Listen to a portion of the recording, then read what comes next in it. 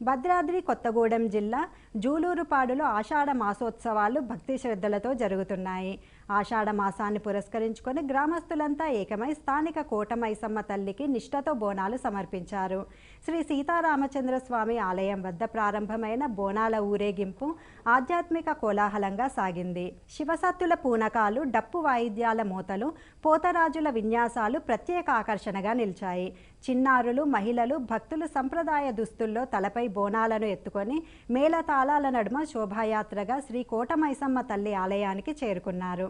ఆలయ ప్రాంగణంలో ప్రదక్షిణలు నిర్వహించి అమ్మవారికి మొక్కులు చెల్లించుకున్నారు.